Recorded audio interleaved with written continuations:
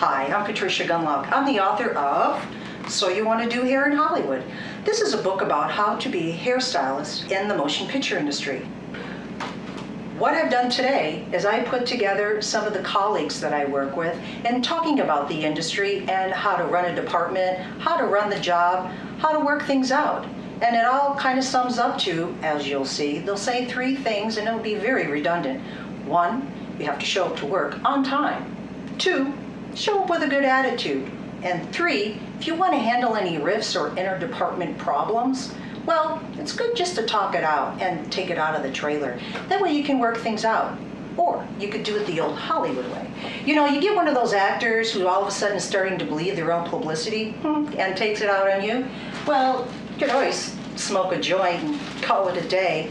Yeah, you'll get fired. Okay, or you a drinker? Yeah, bring your little flask. It's the great scent bag essential.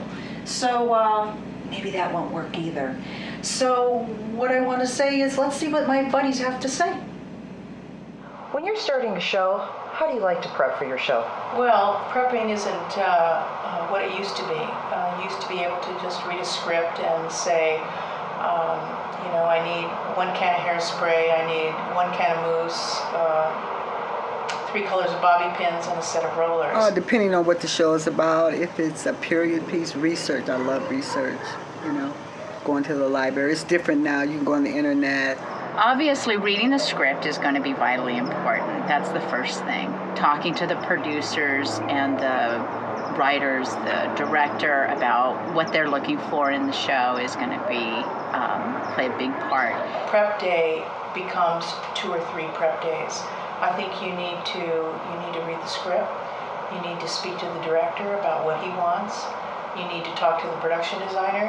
You need to speak to the costume designer. What they're going to put on their actors. How they're going to tell the story. You need to meet with the actors. You need to bond with them. You've got to know where the actors have been, where they're going, whether or not it's going to fit into the schedule. That's a big part of breaking it down. A lot of producers think, well, it's not going to take you long. Well, it does take a long time. You need to get into a trailer that's like moving into a house.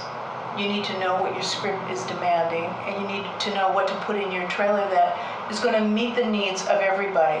The production schedule that you're going to get from the 80s. A lot of times they set up things, scenes in the day that are going to work for them, and they don't look and see whether or not it's actually going to work for every department, and that's what a lot of the production meetings are for. And it's not just meeting the needs of actors. There are people who are on the crew, say you're on location, that forget something at home. And I find that it's, do you have toothpaste? Do you have dental floss? Do you have mouthwash? It's not like a beauty salon where you come in and you get a service. It's like a home away from home. On a episodic or a drama or even a sitcom, it goes so fast.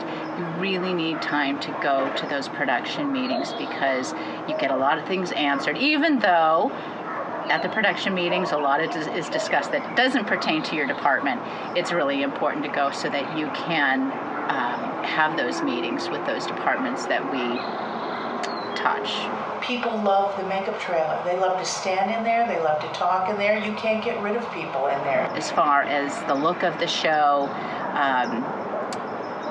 you want to put in your views, your perspective on things, and certainly there's things that they don't think about, and you want to bring that into it. Going back into your family history, pulling out photographs of hairdos, those are authentic. Matter of fact, I carried my yearbook around me. Kept it on the trailer when I was doing different periods, and believe me, I came out of a great period back in the day. So I had these wonderful books, and I collected books over the years. When I first got in the business, you worked out of a honey wagon. I worked outside of a honey wagon. Then makeup trailers, became the little movable salons that they are. What would you expect your second to do? I like a strong second. I like a second that's actually ran a show. In case I missed something, then they got me covered. They're almost running the department, and it's not that I need them to run the department, it's just that we catch things. I think it's important to have a really good team. And the second, a lot of people get insulted when they say you use the word assistant, but I think your second is really your right arm. The second person is the person who really has your back, who is going to be with you through the whole thing and help you not forget things that you have to remember. I will do background, same as they'll do background, and I'll do continuity pictures, they'll do continuity pictures. I like it to be a team. I don't want to be bulldozed, and neither would I do that as a second.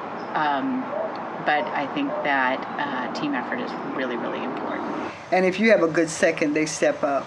You keep that person right by your side, they have your back, and they know your personality, good and bad, so they know who to get for you, who's going to be good for you to work with, and who isn't going to be good for you to work with, who to keep in the front, and who to put way in the back.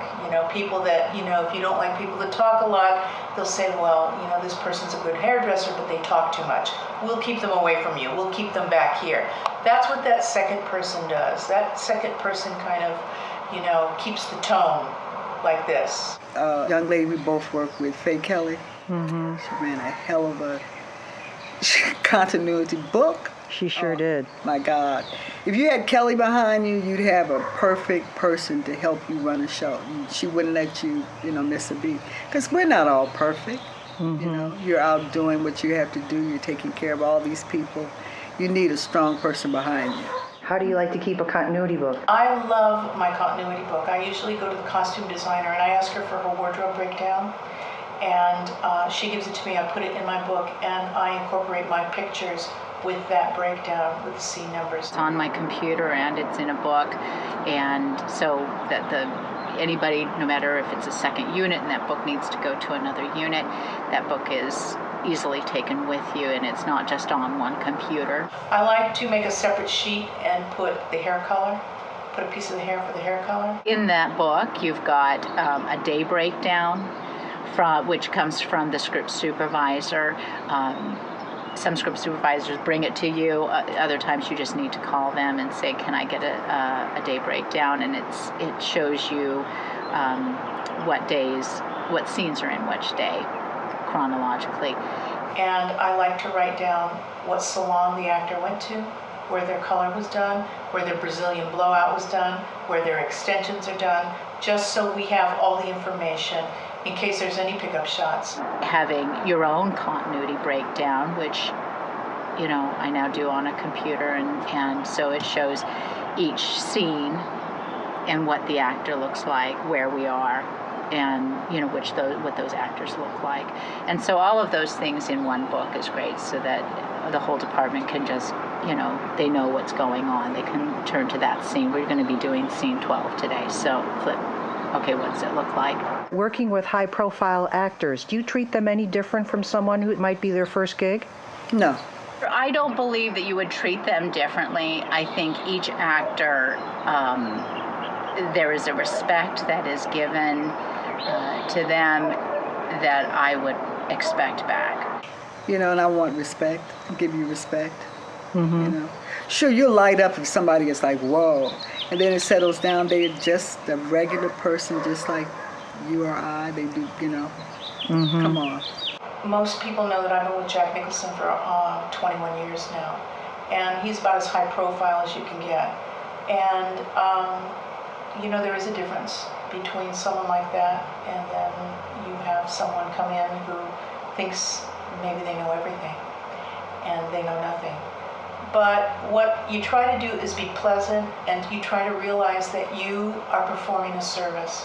I'm really there to perform a service. I'm really there to do the best that I can for them. It doesn't matter whether you've done major films or whether you've done commercials. I think that there is a certain amount of respect that you give each and every person that comes in your trailer. Sometimes I think people come in fear-based. It's more fear that drives them to the way that they are, causing drama, causing upset in the room. It's fear-based. And once you can get your hands on somebody like that and have them not be afraid and just love them through it. I think that's the most important thing. There's an actor and then there's movie stars. You know, I kind of like stand back and let them like do what they have to do. You know, but I'm not trying to be in your face. It's about getting the work done. How can you get it done efficiently?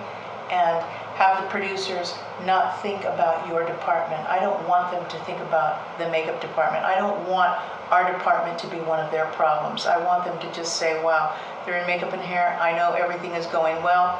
On to the next thing. Let them worry about something else. Well, thank you for your time. Did you learn anything? Hope so.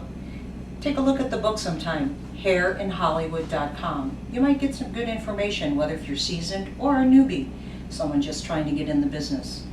Thank you for your time. And also, remember, be true to yourself.